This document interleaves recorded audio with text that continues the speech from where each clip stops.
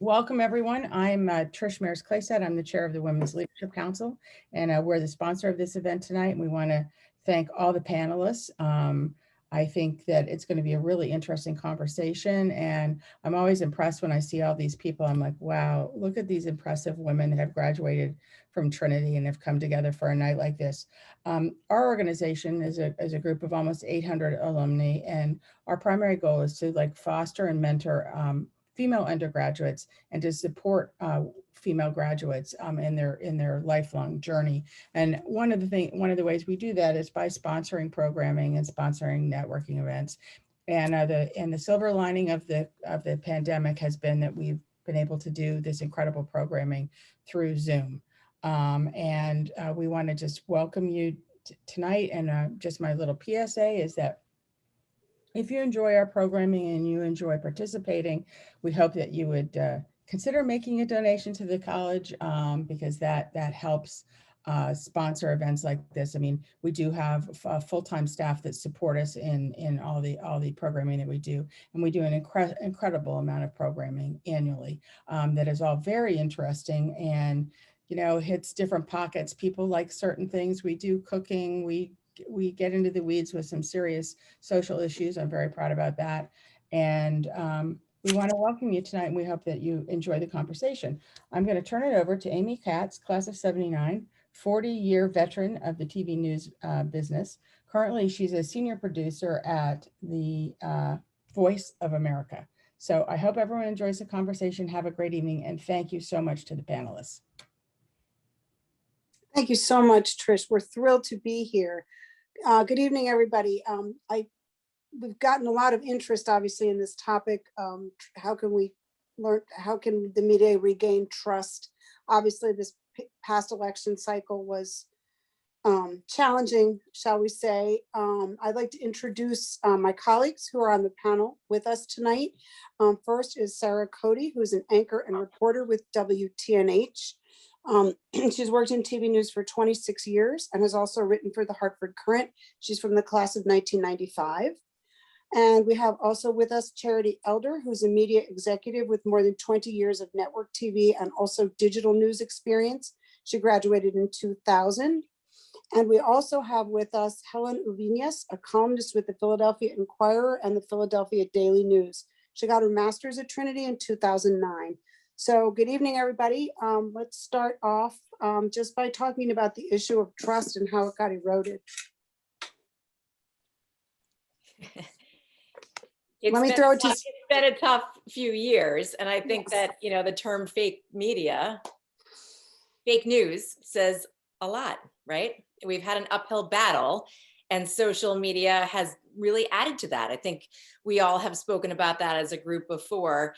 This, we've always wanted comments from viewers, right, and readers, but the way that we can get them right away now, right when a story is posted, based off a headline, it's been the coming together of a lot of complication in the last few years. And to that point, Sarah, the news cycle is so instant.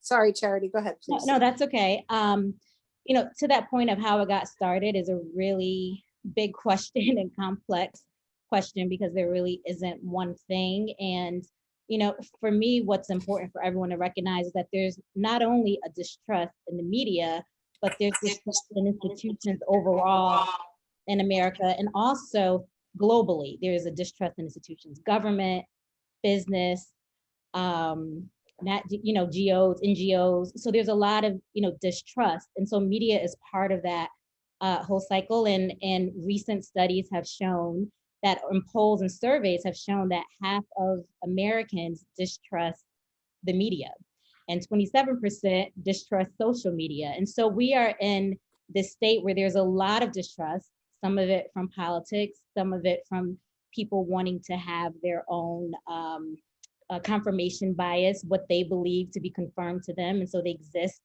in echo chambers. People today live more in communities where other people think like them and they want to associate with people that just think like them. And all of those things contribute to a distrust in institutions and, thereby distrust in media.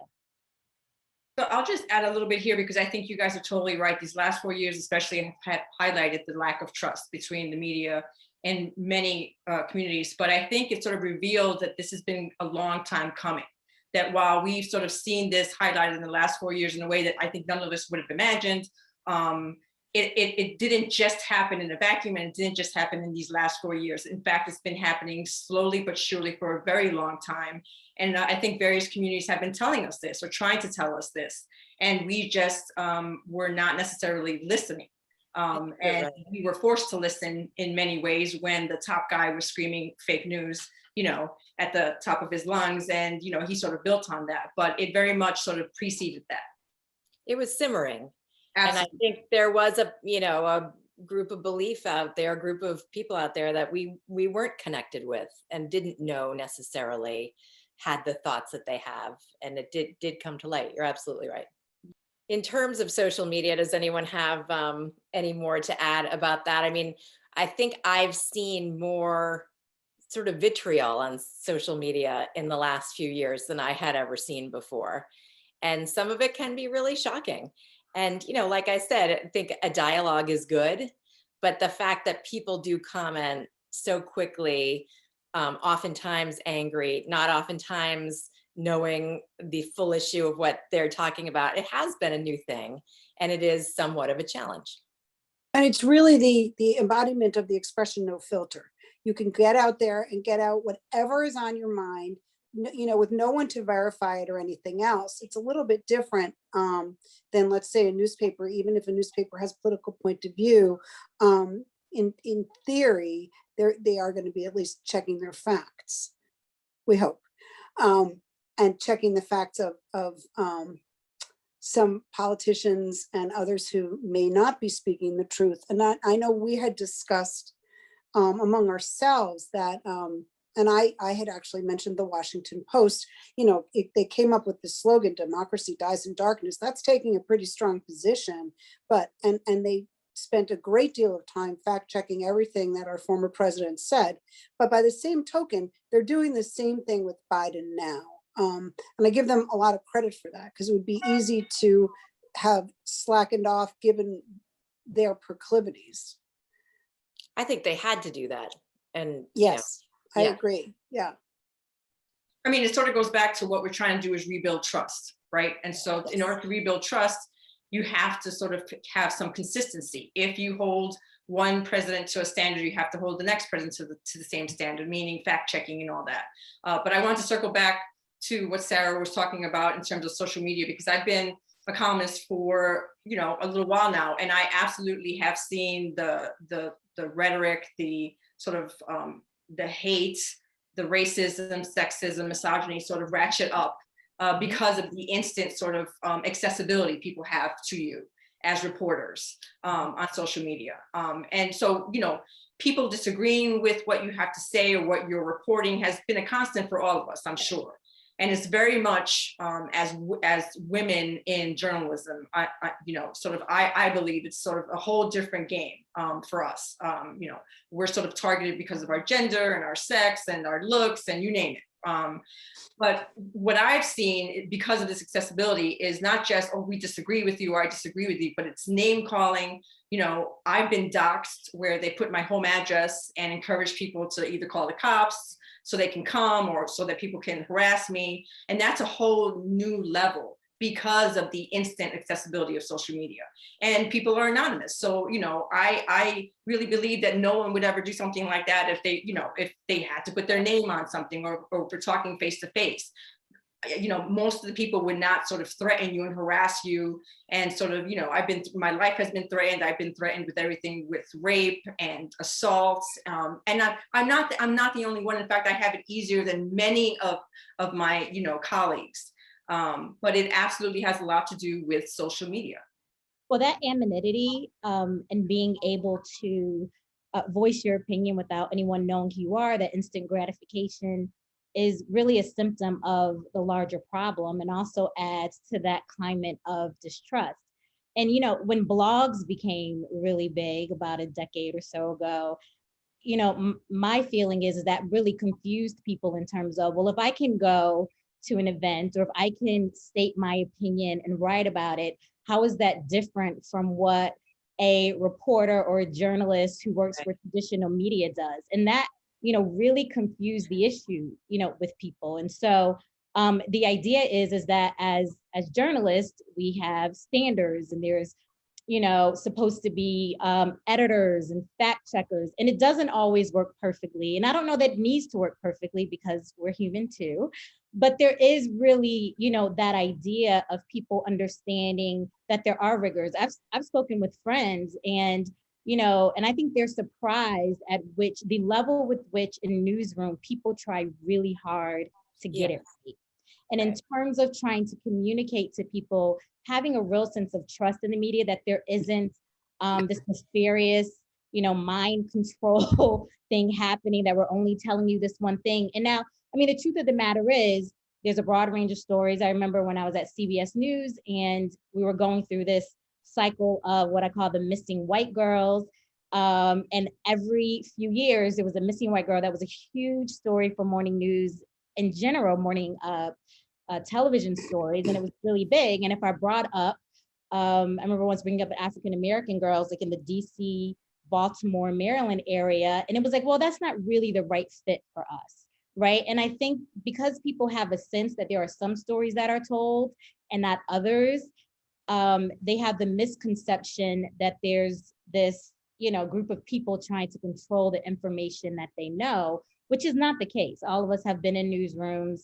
I've been in broadcast and digital newsrooms, and that's not really the case. But I think that social media really exacerbated that problem, and then thereby, cable news, really added to the fire of social media, because the more vitriol, the more, I have this strong opinion, a la Rush Limbaugh, which is radio and then cable news, you really got this sense that that the more vitriol there was, the more people see you. And people do the same thing on social media. The more they say that's hateful or that could get them attention, the more likely they are to say those things. And so I think it's sort of this petri dish of just saying things that are negative, and then hoping to reap the benefits of that because people tweet or retweet what you say. But I think you're so right about the blogs. And I think that some people, if you can Google now a question and find an answer, people don't always know what they're reading and who they're listening to now. And especially with the vaccine, I've seen, people believe things on YouTube that they find randomly on YouTube instead of what they're listening to a government official on the news or whatever, so there's social media, there's so much more access to almost like the bloggers or whatever you want to find, that I think it does get mixed up with what is legitimate news and what is legitimate media. Yeah. I think it goes back to what we were talking about when we had our discussions about the confusion, right, that people have when they go online, and everybody can be a journalist and everybody's an author. And it's like, you have a thought and, well, I read it somewhere. I had a conversation with a really smart lawyer that I respect or whatever, and he's complaining about the cost of newspapers, blah, blah, blah. And I asked him, well, where do you get your news? Which is something I ask all the time. And he's like, Facebook. I'm like, oh, it was like a dagger. Just like, well, what does that even mean? Like, what exactly are you reading? And it sort of goes to the conversations that we've been having about, media literacy and how important that is in terms of rebuilding the trust, sort of really, connecting with our communities and having conversations about credible, reporting and credible journalism. And I think that is a step, a small one, to rebuilding the trust that we really need to rebuild in order to not just sort of, rebuild our newsrooms or whatever, but our communities. Yeah, and to that point of media literacy, which we probably should dive in a little bit more, which, as you know, we talked a lot about beforehand. But the other side of that is good information hygiene, for lack of a better word, which is, if you read something, I will often say to my friends and loved ones, where did you get that? What was the source? Yeah. And so very often, and I taught a course at SUNY Purchase about that, in terms of how, like, what is your responsibility as a reader?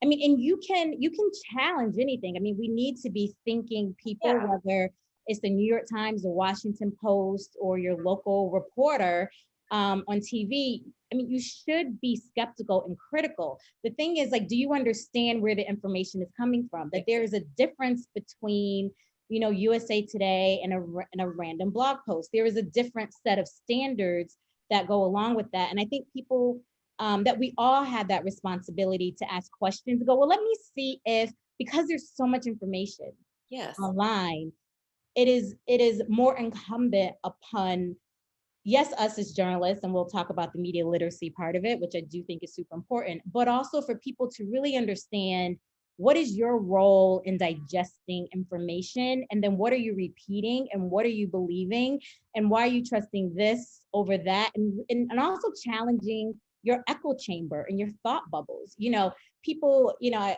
compare it to this analogy where people have an idea or a preconceived notion or something, and it's like a jigsaw puzzle. They just want to fit into what they already believe. But truth isn't like that, you know, and life isn't like that. It doesn't fit into cookie cutter perfect shapes and sizes. And so coupled with that, I really would love for people to challenge themselves not to believe everything that that they read, in terms of having healthy skepticism.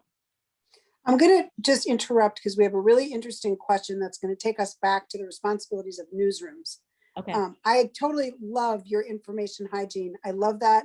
I'm going to use that term. It's so right in this era. You can actually read legitimate things on social media, but you can read a lot of also not so legitimate, and it would take you 2 seconds to debunk. So I love that. And thank you. We have a question from Michelle from the chat that says, I miss the day when program managers would ideally work for balance in news. So that's, of course, all of our backgrounds, you know, to be balanced. Do you think we could ever recreate the line between presenting balanced views and censoring different opinions? I have a lot of thoughts about that, primarily because, you know, prior to the 1920s, you know, newspapers were they were very partisan in nature, and it evolved over time, especially in the 20th century, to be about objectivity. And then that really became a hallmark of, you know, what is good news. And there was a column in the New York Times last year really following the death of George Floyd, and an African-American journalist really posed the idea of who gets to set the term of objectivity. And is, you know, objectivity, is it based off of who has, well, these are my words, like won the war, right? Like who won all the wars and gets to set the terms of, you know, what is history? So traditionally white, you know, white men. And so objectivity is interesting, but whose objectivity is the standard, and are we listening to, and gets to set the course for who gets to speak? And so when people talk about balanced and being objective, I think we really have to think about, you know, what that means. And do we want to return to what it was in the 20th century? Or do we really mean that we want our journalists and to really believe that they are fair and seeking truth no matter what, which is not always balance, right? Like there's not a, you know, as Trump said, you know, and about Virginia, that like in the marches, the right wing and white right marchers that were there, that, oh, well, they're good people too. There's good and bad people on both sides of the equation, which is not true, right? And so how do we deal with truth, fairness, and accuracy being more important than balance? I mean, I'm a columnist, so I come from a sort of different sort of viewpoint, right? So people will say, oh, you're not objective. And I'll say, well, I'm an opinion columnist. So, you know, if I'm being, you know, especially sort of like, you know, I'll be like, I'm not supposed to be objective. But the fact is, what I sort of lean towards, I'm not looking for objectivity, I'm looking to be fair and truthful. So I lean on the side of what is right. And as a woman of color, one of the very few in my newsroom, and the only Latina columnist right now in the city of Philadelphia, which is bizarre.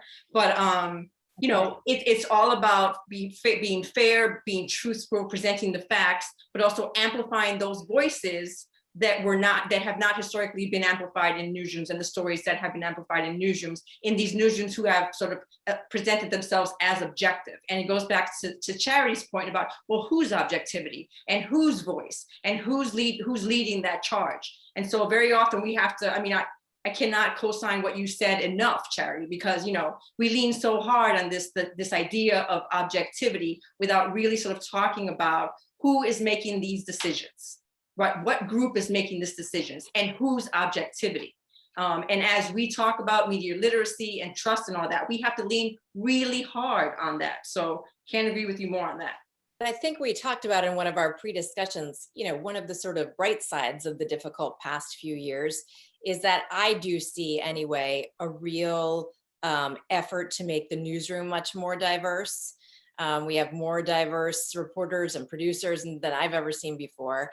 We've had discussions about when we go out to get man on the street interviews, don't just grab the first two people you get, you know, really try to get a cross section of different people from different places. And so I think you're right. I think, you know, objectivity and who's making the newscast has become something that people are thinking about much more. And listen, when I was a kid, there were 3 news stations that, you know, we chose from, right? And the Boston Globe that my dad would read every night. You know what I mean? So this choices that we have, the flood of information that we can get on the internet, we talked about the bad side of it before. There's good sides of it in terms of getting more variety into what our newscasts are and opinions and that kind of thing. And that's, I guess, the part of it we need to embrace. You're right, though, because it does it opens the door to people who have not been able to, you know, be viewed as newsmakers, right? And it's also about credible messengers. And it's sort of, you know, I mean, it's kind of hard to take sometimes, and we have to rebuild this trust, but sometimes we are not the credible messengers that we think we are in communities that we're trying to reach. And that's just the reality. And so what happens is individuals who people do turn to for news and do have the blogs and the Instagram pages and all that, who people do view as credible messengers, they are now sort of, you know, being elevated within newsrooms. And I think that's a good part of social media and of this new sort of news ecosystem. Mm-hmm. And I also see, you know, the diversity of those is, I also see it in terms of, you know, urban areas versus suburban areas, you know, the whole, you know, we're the media elite, right? You know, I've always worked in Manhattan and, you know, DC and those, like the media elite, right? On the coast of, and we all work on the coast. We're all on the East Coast. Yeah, we are. And then you have like the middle of the country. I mean, it's all of that in the different ways that you can express that. But again, you know, the diversity is just such an interesting idea because the diversity of opinion and thoughts that people can share, it then becomes, well, then how does a viewer or a reader determine what's true and what's false? Right. And how do they determine what's, you know, what's accurate? And what I don't want to do, there's this idea of you know, Black women are only trusted to tell their stories. By that, I mean, let's go back to the slave narrative where Black women who were slaves, some of the earliest writings were about their lives as slaves, you know, Black women, and that's where they can be trusted. And do you guys remember sort of, there was like this time on the internet in the last 20 years where people would just like tell, I went through this and this, they would like tell these personal, like very personal detailed stories that they'll put up on the internet, and it ends up, you know, like different magazines would run the stories. It's like a lot of clickbait kind of idea where, you know, you're only trusted in terms of your personal narrative, right? And so it just, it leads all of this, like who's credible, whose objectivity we're listening to. Yes, you have a story to tell, but are you only allowed to tell the story that's your personal story, which is limiting to, that you also can be credible in terms of, you know, as you said, picking man on the street interviews with people who are, you know, military experts or doctors. Like I would always say to my team, just like, surely you can find someone who is of a different color, race, or whatever, that can represent different groups and be authorities on other topics that are not just pertaining to whatever race, class, or ism that they happen to identify with. I think that's something that is sort of on the rise now, that level of consciousness of how we do our reporting, who we choose to interview. The BBC started something, I think about a year or so ago, called the 50-50 Project. And this is to get more women's voices in their reporting.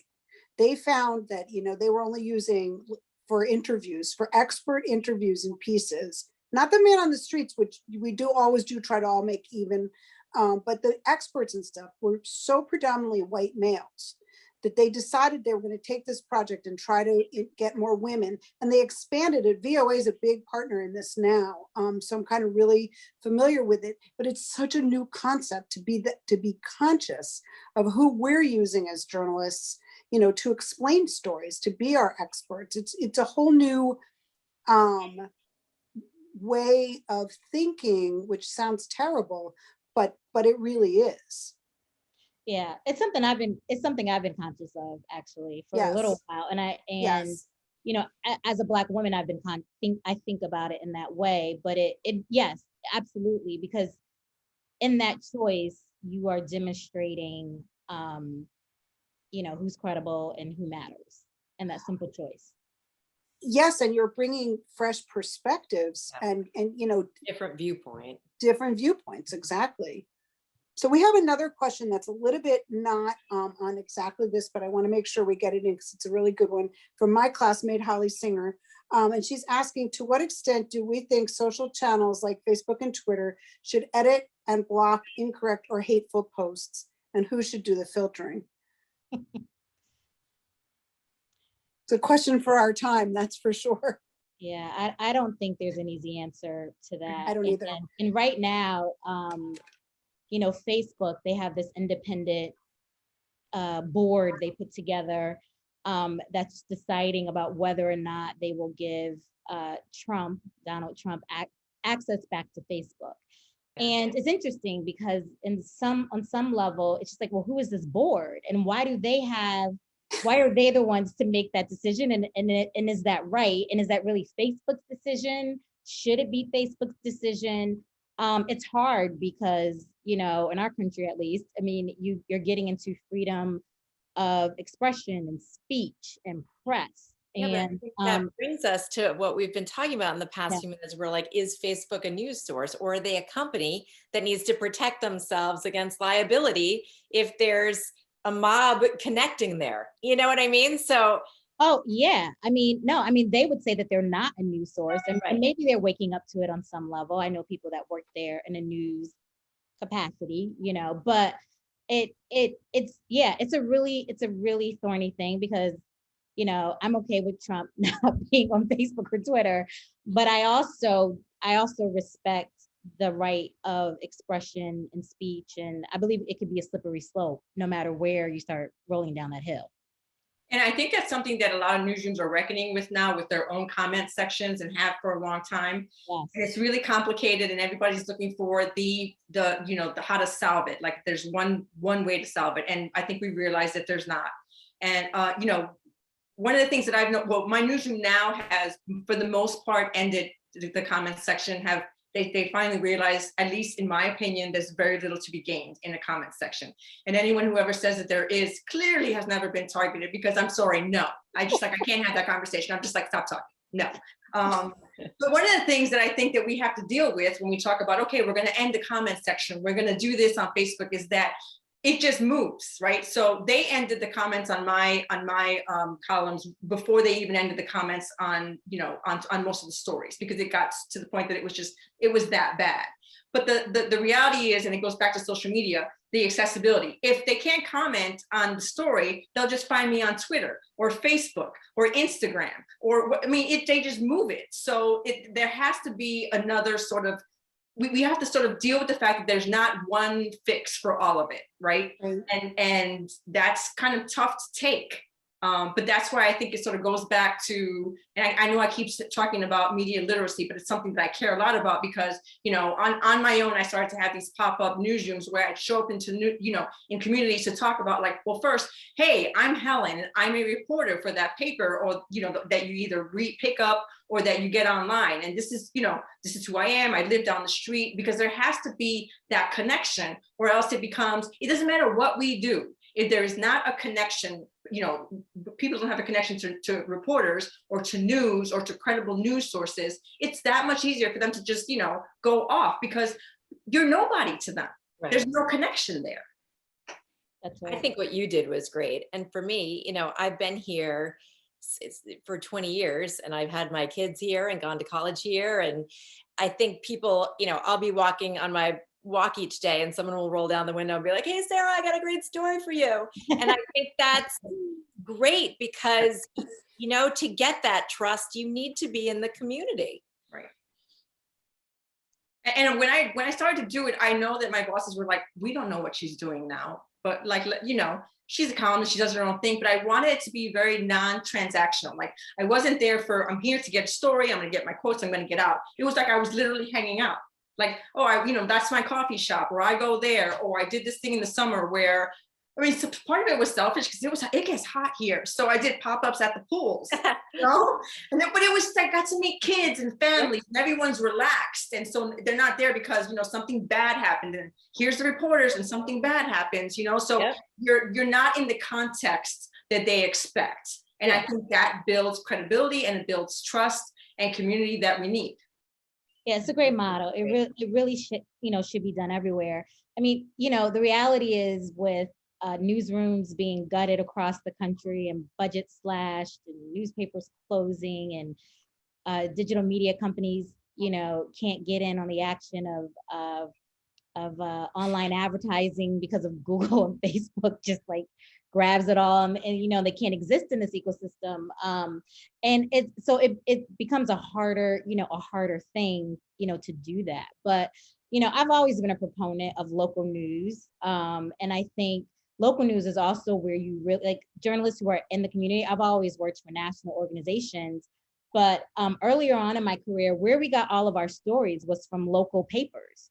We would read every local paper online, early 2000s, every local paper in the country, and that's where we were getting the best stories to surface, not from the East Coast or the elite immediate, media sort of, bubbles that we were working out of. And I always felt, so I think local journalism and, some companies that are doubling down on that in terms of at least, Axios, which I don't know if you guys, the political, digital newsletter and online site, they're opening up like newsletters in markets all over the country.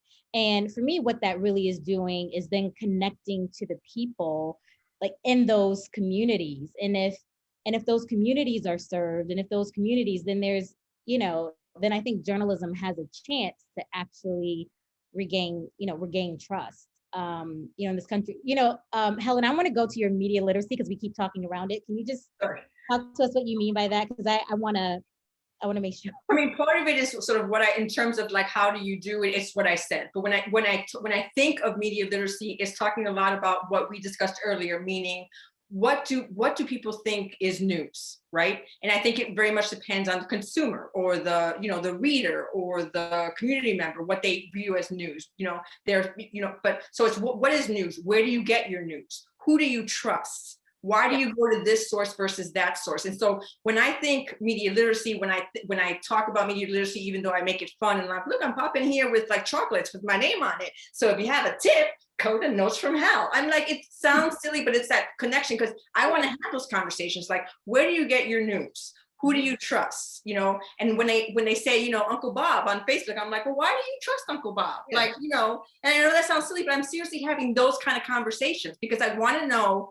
why they trust Uncle Bob instead of Sarah or Charity or me. Like, what is it that Uncle Bob is bringing to the table that, we're not? And how can we make that connection? And, and I'm really interested in terms of like, we use these terms. We talked a little bit during our conversations about this language that it's like we shorthand things like, and we think everyone's on the same page and everyone, when we say, news or social media or credible, messenger, we all sort of had the same idea and we're all coming at it from different ways. And I sort of realized that even more as I dug deeper in with the community members and with residents and having these kind of conversations with my pop-ups. That we have to really even understand that we may not define the words or have the same language, and we have to start there. I mean, I have an issue, like to that point about words and language, how we conflate journalism with media. Oh God, yeah. And I think of media as this amorphous, nebulous. Yes. Like, Well, it's everything, right? right? It's like, It's always the media, right? it's like, always it's the all media. of these, yeah, I mean, it could be. But it's everything. It's 9 million. Right. No, and so should you trust media? Well, I don't know, because I think that encompasses, like I said, marketing and advertising. Right. Should you trust a journalist who really is trying humanly possible Yes. to get at what the truth is? And so I feel like we should separate journalism With from media. It's well, such a I mean, broad, part of this is like, right, like it drives me crazy, and I'm sure it drives you crazy. Like people will say the media sucks, or the media, or the fake media. And so when I have these conversations with people, I'm like, and I've had these really, like, I cover a lot of stories about gun violence. I did when I worked at the Hartford Current for years. I do here. It's an issue that really is important to me. You know, I write stories about loved ones who've lost family members, people who were shot and paralyzed. It's just something that it's an issue that I find important to elevate and amplify. And I have sat and I have written, so I mean, I've lost count of the number of stories, and I'm always trying to find new ways to tell these stories that are important. And I've sat with people and they're like, well, the media doesn't care about, gun violence. I'm sitting with them. And I'm like, yeah. well, I am the media to an extent. And I had this conversation. I was like, well, what do you mean? I mean, I'm a reporter, not you, the media. And I'm like, but I am the media. And it goes back to sort of like shared or not shared language and understanding of what that means. To many people, I'm not the media. And of course it makes you feel like, well, don't I count? I've told 8 million of these stories that are very important. Yeah, but you're connecting with them personally, and then the media is this big sort of mysterious orb, Right. I think connection is like so much of what you're talking about.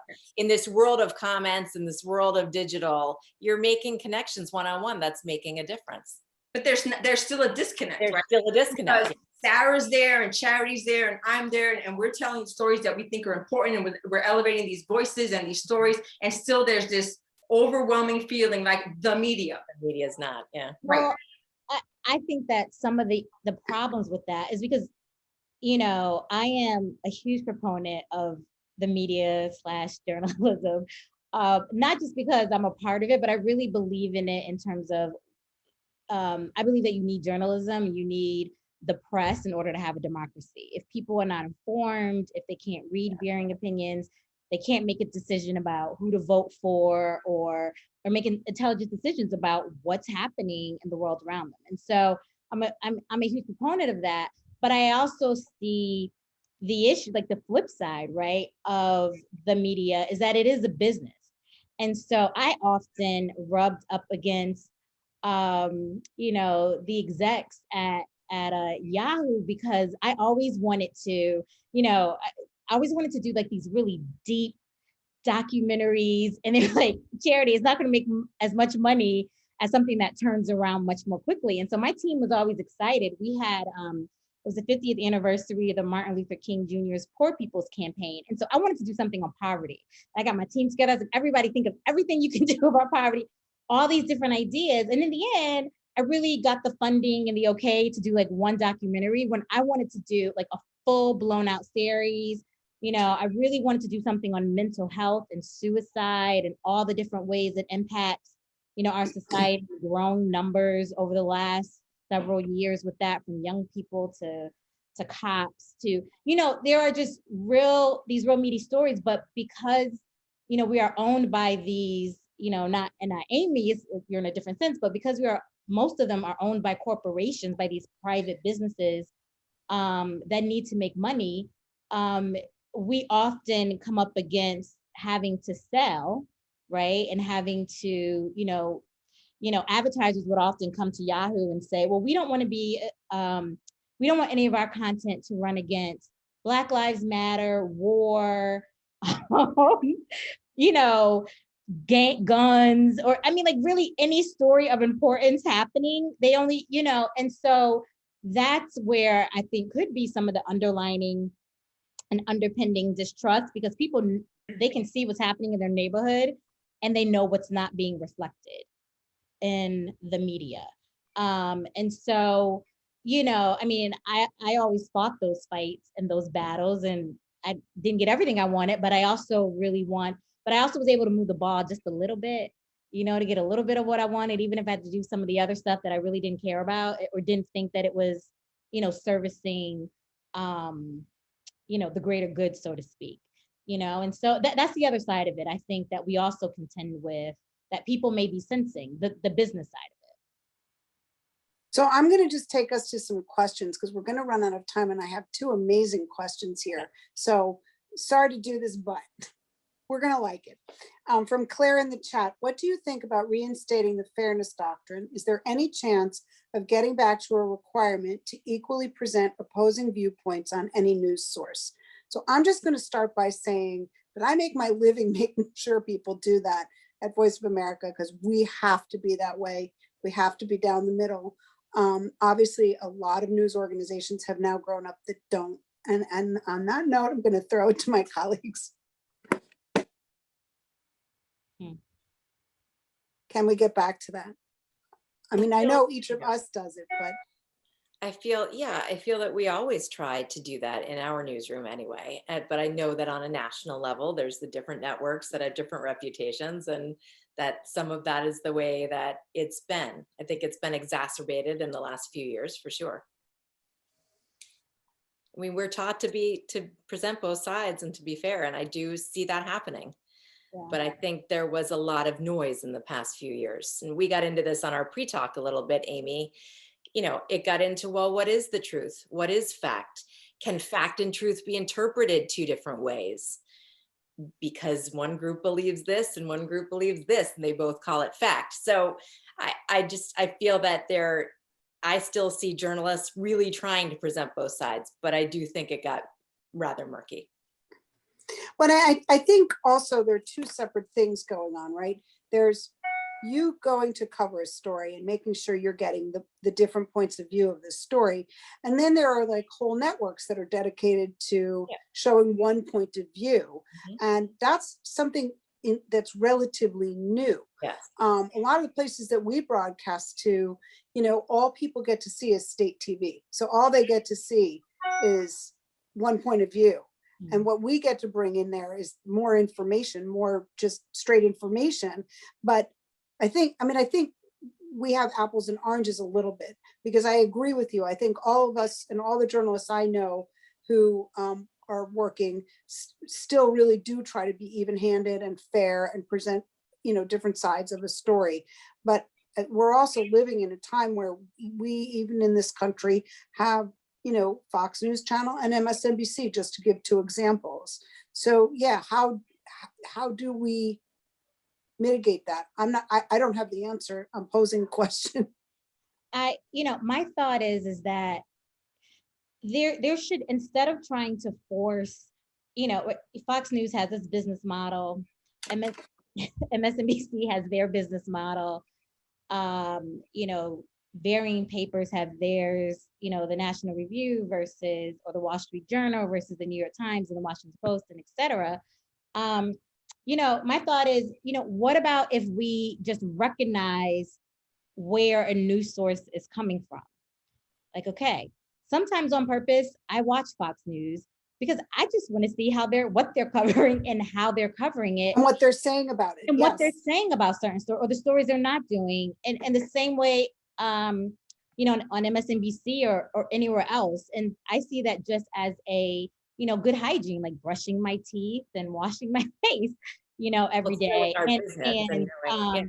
And I think there should be it's one thing to like that thing, but just recognize it for what it is. Like, we know if you eat M&Ms all day, every day, and donuts and McDonald's, what you're getting when you go, right? You know what the nutritional label says, and you also know what it is to eat a healthy diet. And I think perhaps rather than trying to establish this sort of fairness doctrine across the board, that yes, there should be standards that we adhere to, but there also should be a recognition of, well, where is this source coming from if they are a source that isn't down the middle, if they really are about a point of view and an opinion. I think it also comes down to, maybe we should educate ourselves to recognize what is reality and not try to create something, that isn't. This is where we are as a country. So how do we deal with it?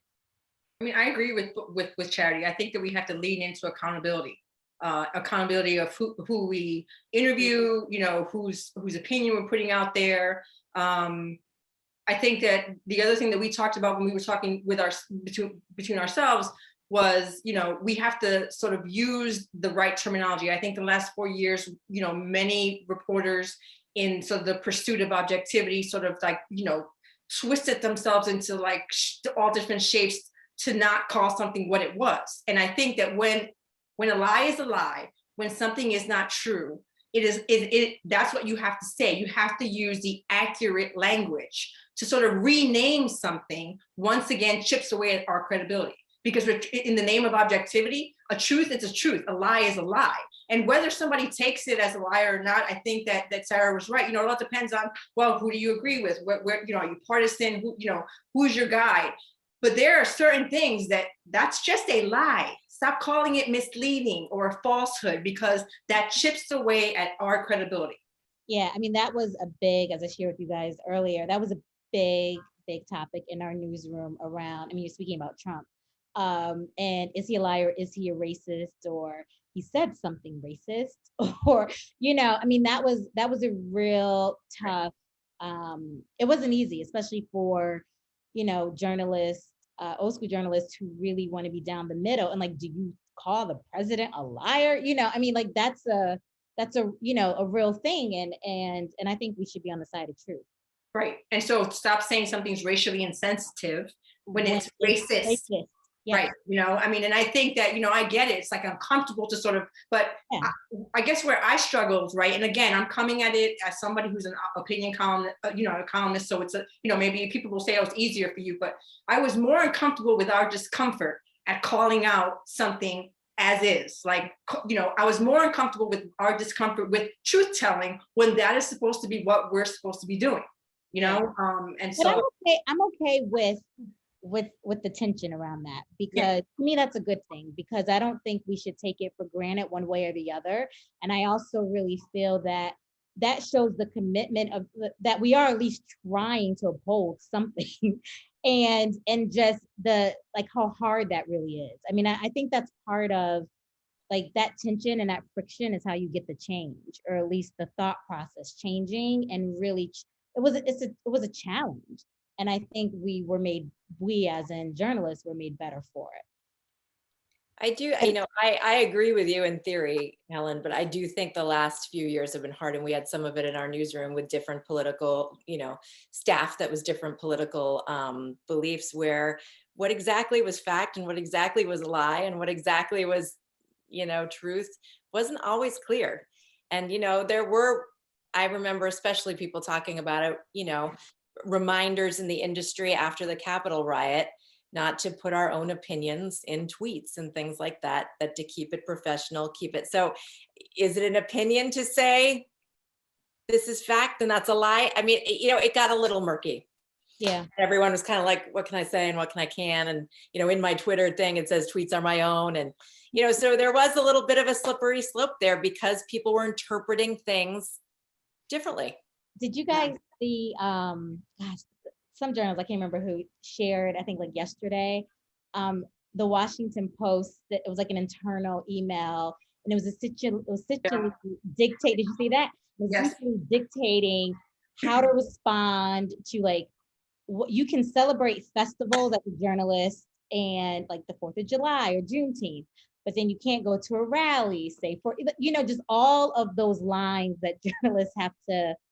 Yep. I just. They were saying that you can't go to political, but then it didn't make any sense, because some of the ones that you were saying, they were saying were cool, were very much political. Okay, we're very much political. Yeah, and it just shows how, like, again, the difficulty and the things that we're grappling with. But I think ultimately that's a good thing. Like, I don't see that as a bad. I think that all of that should be challenged and be up for debate. Well, in one of our pre-discussions, Charity, I think you brought up somebody who went to a rally as a participant who was a journalist.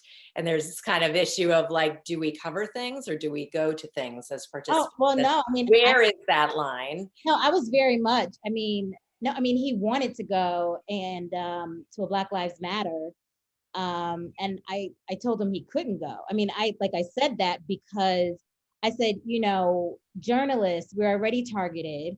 If you're going saying we should defund the police, and then you're doing a story about something that happened, like there is a conflict there, and that is a very hard thing, right? A very, very hard thing. But I mean, I wanted to protect him, you know, in that. I mean, so I made the call. I said, no, you can't go, because you can't be in support of something that you also cover in your day-to-day job. Right. Absolutely. And I mean, we talked about a few examples of this before, and I agree with you 100%. It doesn't mean he can't have those feelings. Yes. But you can't outwardly be showing that bias, because no one will ever believe you again.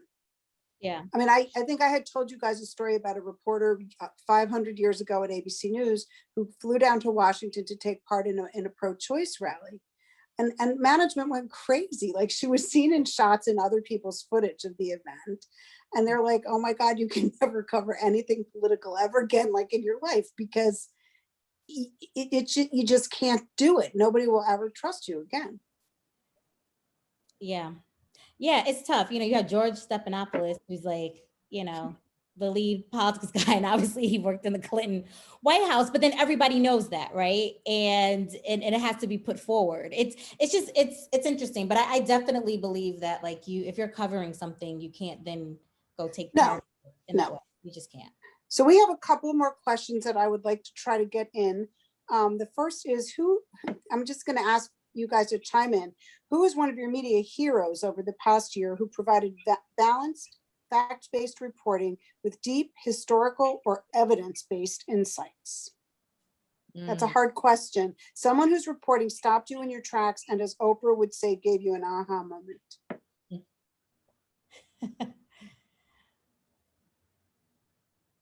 See, none of us can answer this off the top of our heads. It's hard. Difficult. This was a hard year.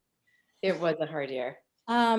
You know, I would say, and I cannot think of her name right now, and I hate that. I think it's Nicole. I can think of her name, but she's a journalist at the New York Times that did the 1619 Project, where essentially it was her idea. She got the whole newsroom around it. And the idea was to look at the United States through the prism of when the first enslaved Africans were brought to the colonies in Virginia in 1619. And so went through this. And so it was a group of people. It was her idea. I believe it won a Pulitzer. It was a group of people. But what they did, there was one story in particular, and it was talking about how highways and roads how that is emblematic of racism. And essentially the reason why there's so much traffic in Atlanta is because it was designed to keep Black people on one side and white people on the other, like the highways. And so it like makes no sense how they're designed, but they're designed in a way for a purpose that existed, 100 whatever years ago. And so it just was that work of really looking at the United States in a very, very different way. So I would say the 1619 Project, and also again to the New York Times, Maggie Haberman, who I think did a really, I think, strong job in terms of covering the day to day with Trump. She's a White House correspondent.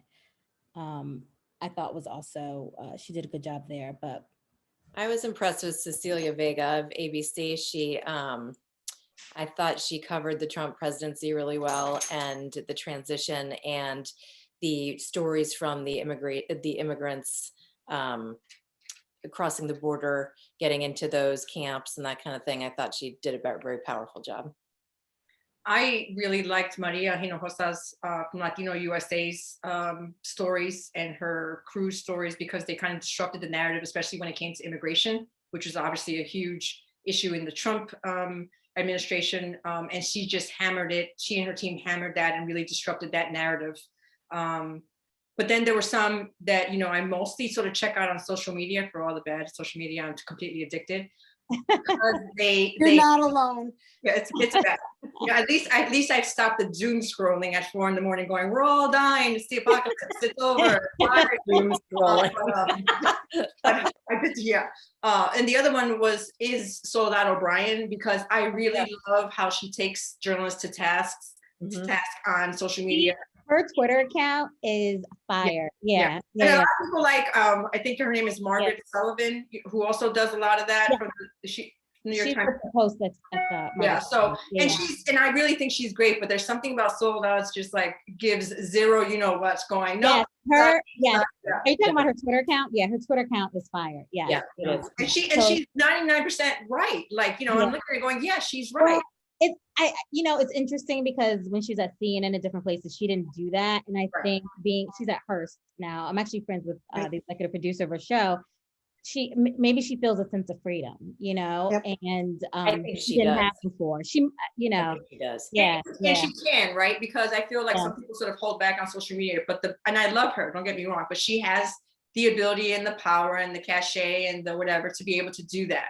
That a lot of people can't. Yeah. She takes our industry to task. But I am there for every single for all of it. I'm just like, I am there. All in.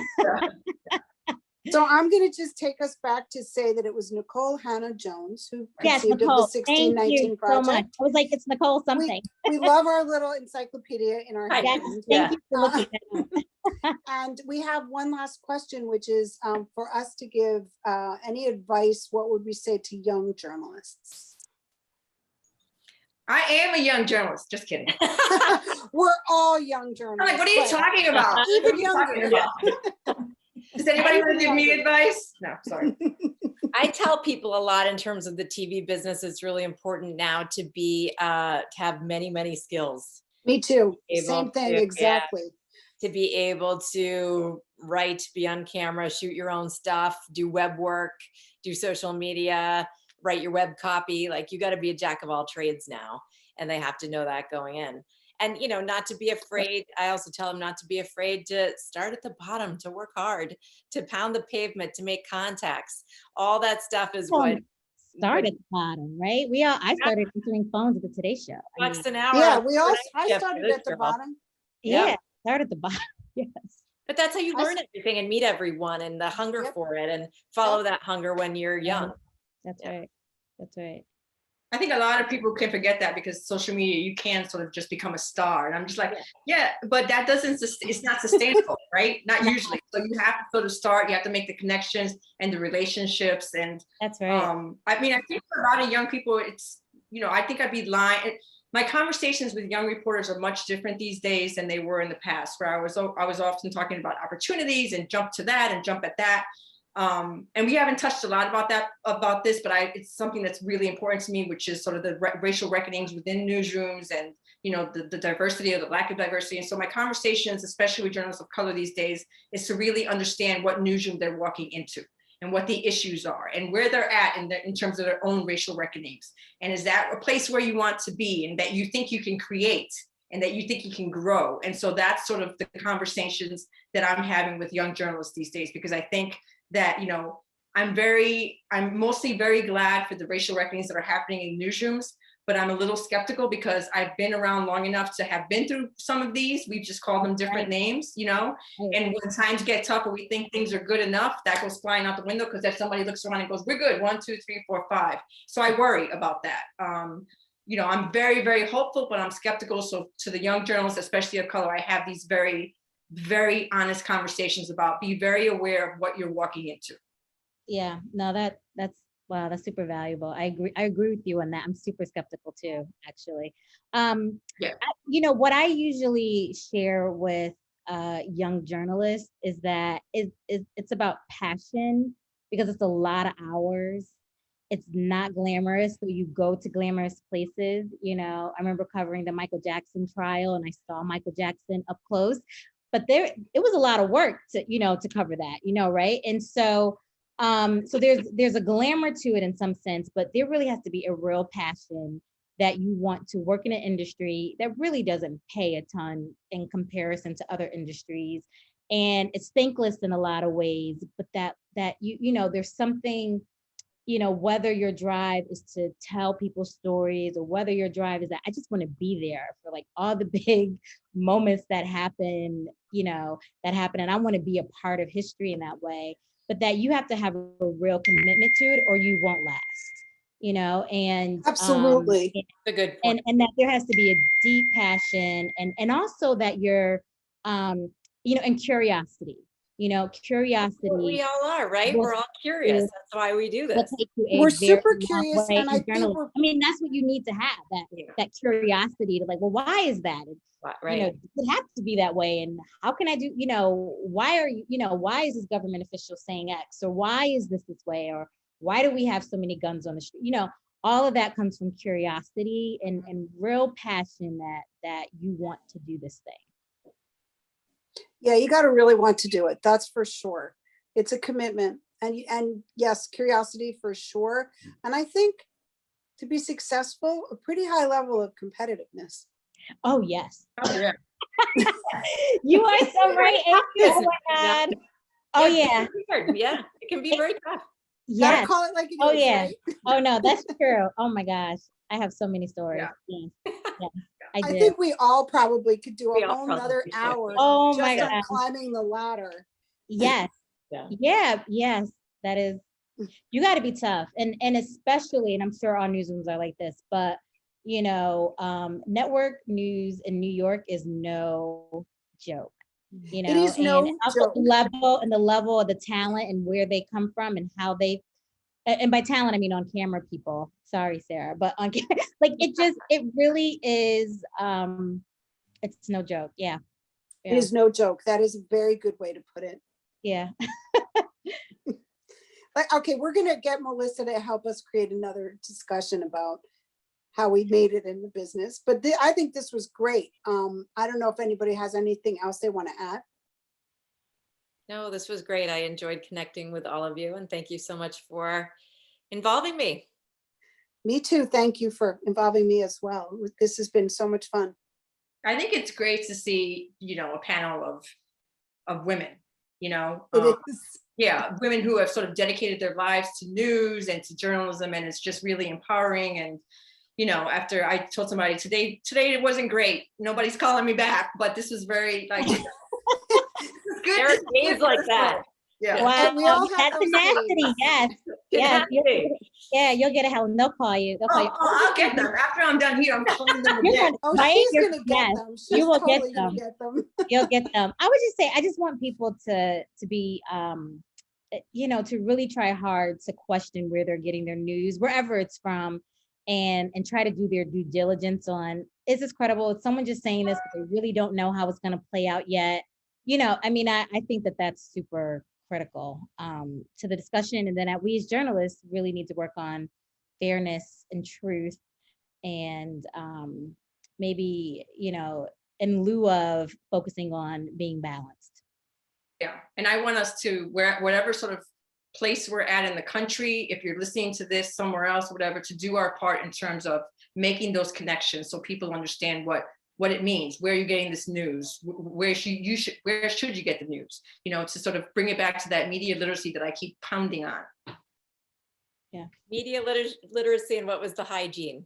Information. Yeah. Information hygiene. I'm stealing that. Takeaways. Yeah. We're all stealing those, right? Media literacy and information hygiene. And what a great way for us to wrap it up. I don't know. I'm not sure if Trish wants to say anything before it's over, but I want to thank you guys. This has been a great evening. And I wish we could just go have a glass of wine together, hopefully in the future. I wish we could. Hopefully in the very near future. We're all getting closer. Yes, we are. Well, I want to thank all of you. What an interesting conversation. Ladies, I do get 3 newspapers every morning. Wow. Awesome. She gets an A. I live in New York. I got to get it all, Yep. Yeah. We need the get post 2. for the sports. What can I say? I never read page 6. Yeah. Oh, never.